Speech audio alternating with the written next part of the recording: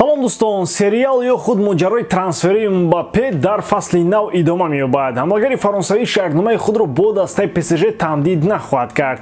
роҳбарати даста аз ин хабардор шуда бисёр ба ғазаб омаданд ва футболбозро ба фурӯш гузоштанд. Ин мавзӯи рақами 1 дар ҳамин шабу рӯз аст, аммо томи тобистон идома мекунад. Дар рӯзи аввал чиҳо маълум аст, мо шуморо хабардор мекунем. Як лайк қиматбои худро гузошта ин видеоро то охир тамошо кунед.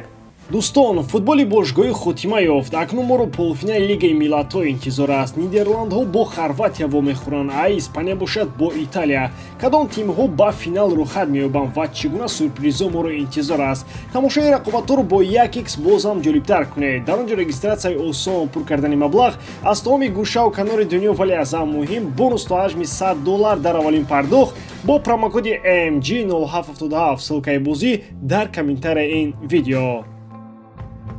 Неймар метавонад аз футболи Аврупо дур равад. Бозингари бразилӣ имкон дорад дар даруни пул бозӣ кунад. Ин дар ҳоле рух медиҳад ки агар Неймар пешниҳодҳои дастаи аз Арабистони Саудиро қабул кунад, гап сари дастаи Ал-Ҳилол меравад. Пас аз он ки Месси аз гузариш ба дастаи Ал-Ҳилол даст кашид, ин клуб таваҷҷӯҳи пурраи худро ба тарафи Неймар равон кард. Бозингари мазкур дар мавсими гузаштаи Лигаи 1 танҳо 20 бозӣ гузаронд. Дар онҳо бозингари бразилӣ 13 гол зада, 11 ассист кард.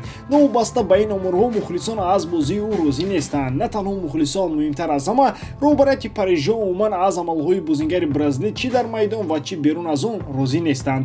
Ал-Ҳилол мехоҳад барои харидории Неймар ба ПСЖ 45 миллион евро бидиҳад. Шартномаи ин футболбоз бо дастаи ПСЖ соли 2025 ба анҷом мерасад. Бо назардошти муносибатҳои сарди шайх ва Неймар, мулкдори дастаи ПСЖ бояд бо бантико Неймарро баста ба ин маблағ ӯро ба Арабистони Саудӣ равон кунад.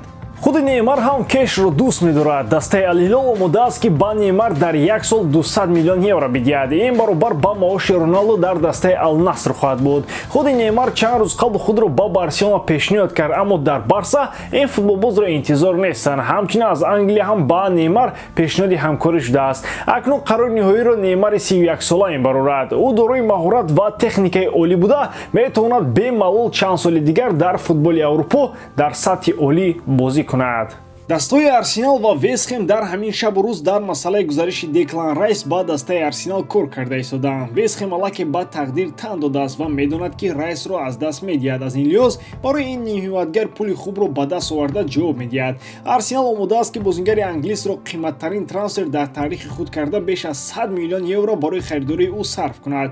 ғайр аз Арсенал дастаҳои дигар ҳам ба шикори Райс баромадаанд. худи Арсенал ҳамчунин кӯшиш мекунад то Илкай Гундаган ва нимҳиматгари Моизес Кайседоро ба ҳайат ҷалб намояд. Бисёриҳо бар он назар ҳастанд ки Арсенал танҳо ба хотири шиносномаи англисии Райс боз пули калон сарф хоҳад кард. Як гурӯҳи одамон боз чунин ақида доранд ки аз Деклан Райс дида агар Сафян Амрабат харидорӣ карда шавад, ҳам аз ҷиҳати молиявӣ лондониҳо бурд мекунанд ва ҳам Сафян аз Райс ҳеҷ камие надорад.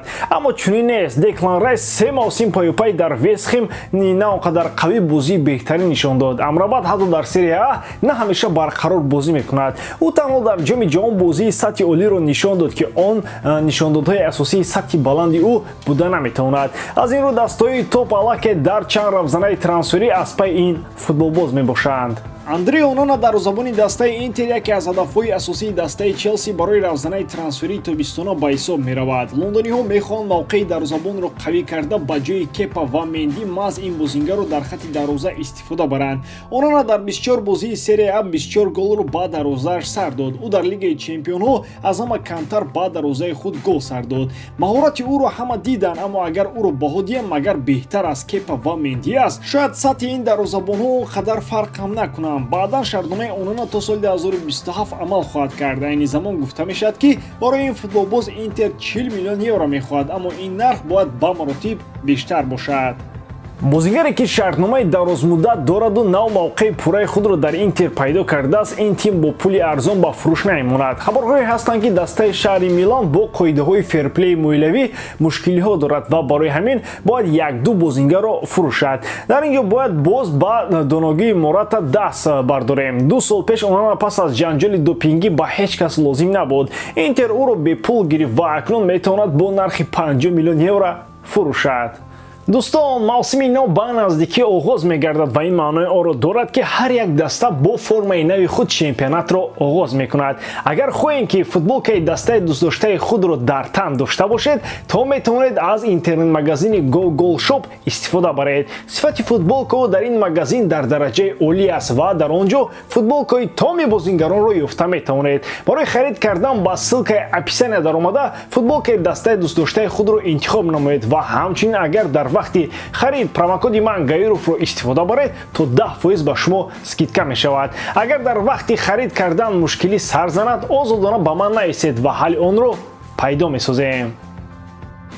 Хулиан Алварес намехоҳад аз дастаи Манчестер Сити ба ягон тими дигар равад, аммо ин қарори ниҳоии ӯ нест. Агар пешниҳоди хуб аз дастаи топ шавад, дар ин сурат футболбози аргентинӣ метавонад аз сафи шаҳриёр равад. Дар ин сурат Пеп Гвардиола ҳам садди ин футболбоз нахоҳад шуд. Манчестер Сити ҳам аз тарафи худ ҳавасманд нест то бо Алварес хайру хуш кунад, вале дар сурати хоҳиши рафтани ӯ ба ин бозингар монеа эҷод нахоҳад кард. Муҳлати шаҳрномаи Алварес бо дастаи кишвари Англия то тобистони соли 2028 амал мекунад. Қаблан хабар дода шуд ки Бавария мехоҳад ин бозингарро ба сафи худ ҷалб созад. Ин бозингар аллакай номи худро дар таърихи футбол гузошт. ӯ аввалин бозингаре шуд ки тавонист дар як мавсим ҳам ҷоми ҷаҳонро ба даст орад ва ҳам требл кунад. Чунин дастовар шояд дар футбол пас аз садсолаҳо такрор ёбад. Алварес танҳо 23 сол дорад. Шояд барои худи ӯ аз Сити рафтан беҳтар бошад.